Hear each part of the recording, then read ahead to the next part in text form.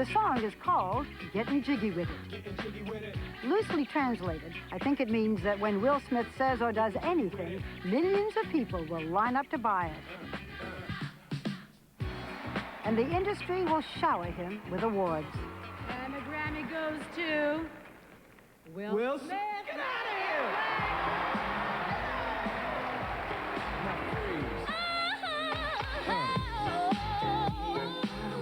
He is the hippest thing ever to hop out of rap and hit a home run in the mainstream.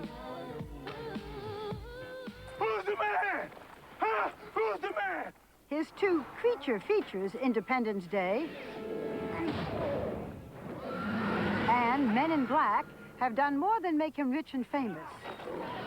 They have proven he has unprecedented cross-cultural appeal.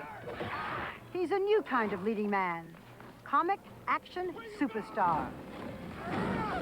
Subject entering lingerie store. Hi. Hey, hi. So you want some lingerie for your wife? And the pressure is on for him to deliver in his next picture, Enemy of the State. I don't want to come in here and look stupid. Too late. Yeah. Should have gotten her a watch. He learned from the beginning never to see life merely in black and white.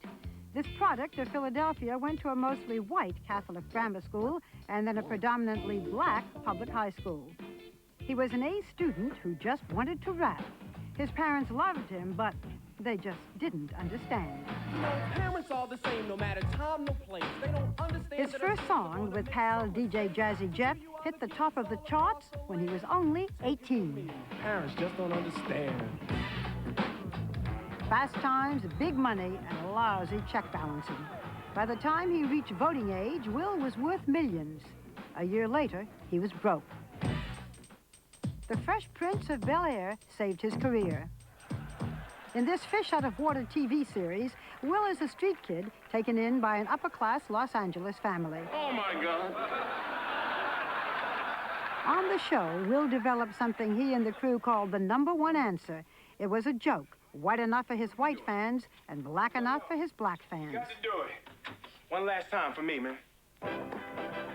And the artist, formerly known as the Fresh Prince, has been straddling that fence ever since. I was mugged out there in Central Park. If you didn't catch his performance as a charming con artist in 6 Degrees of Separation, you missed part of the talent that is Will Smith. Your children said you were kind. He says he threw himself so deeply into that role that it cost him his marriage. His then-wife, Cherie Zampino, insisted on a divorce. They have a son together, Trey, now 5 years old. Hello. On this past New Year's Day, Will remarried to Scream 2 star Jada Pinkett. They picked out a house with a small golf course in the backyard. You can't really see it that well, right?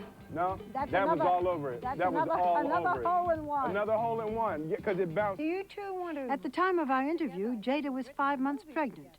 She recently gave birth to a baby boy, Jaden Christopher Sire Smith.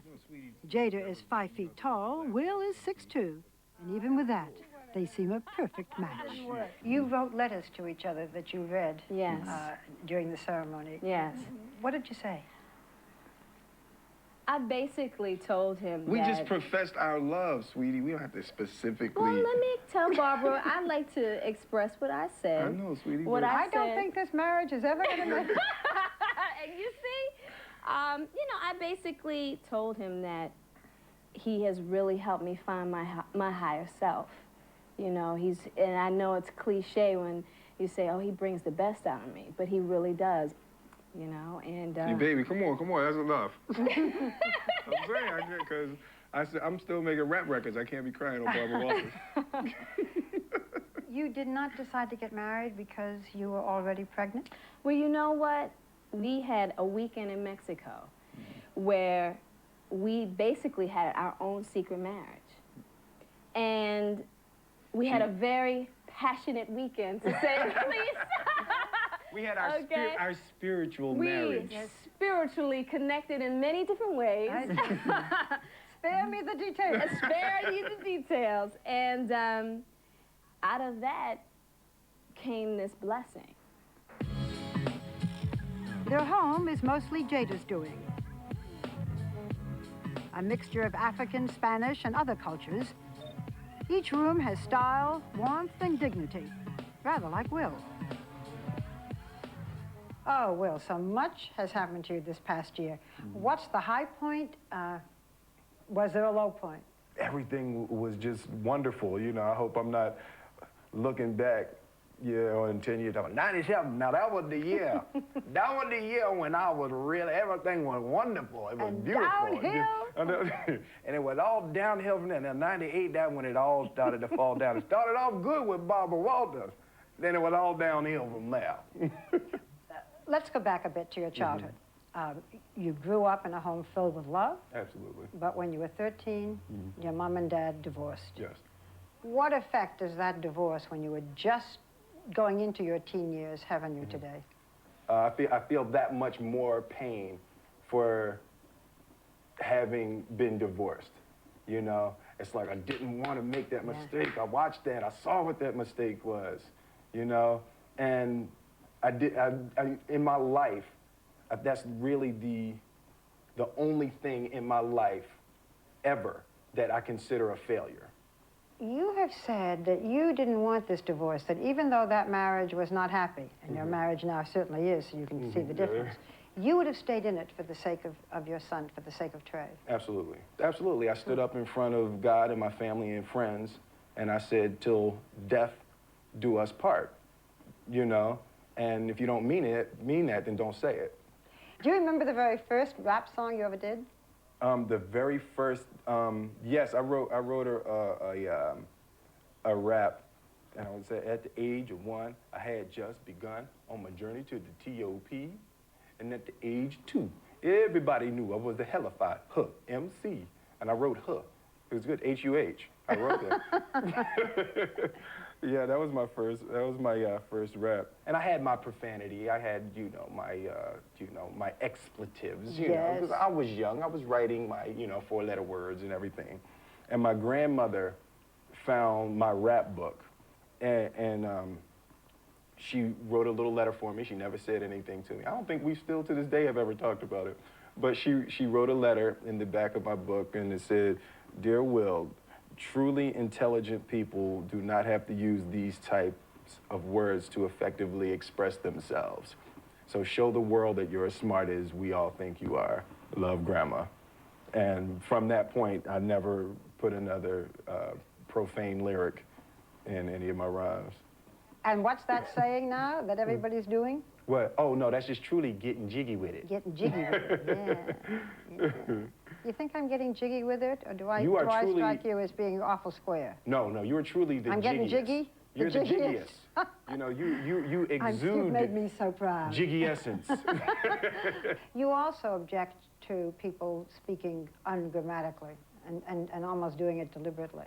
I'm uncomfortable with people not learning, specifically black people. I think is hugely important to be able to speak properly. To be like people that are really rich that, is successful in basketball or boxing or something like that, the other night we were, because, when I like to play strong, and I come out, and I had dribbled it. I had dribbled it down the court, and I had shoot it, and I made the shot, and, after it had switched it through the basket, and they gave me 3 points for it.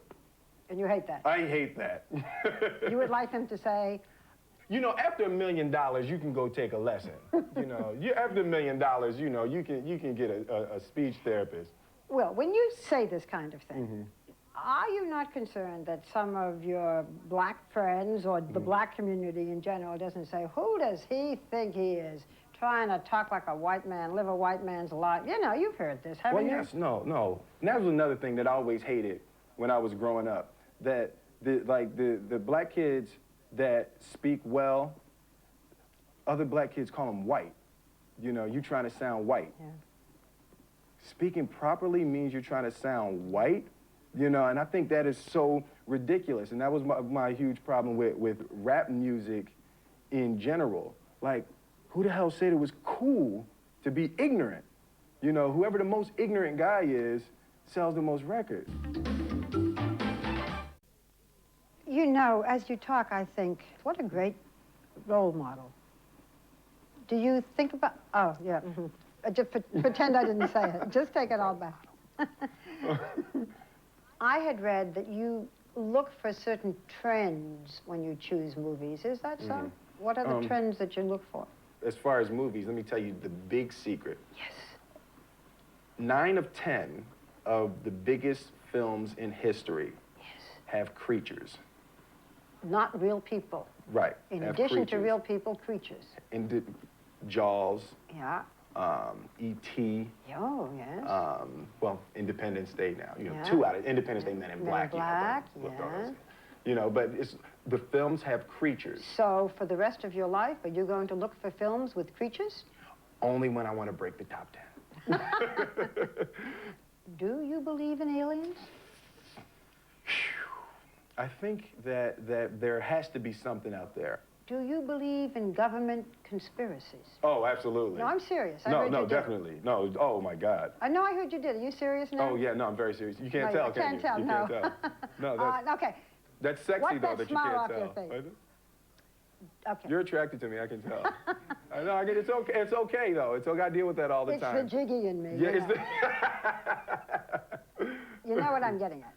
I read that you felt that the government was deliberately spraying cold germs in subways, was deliberately trying to make people ill with the AIDS virus.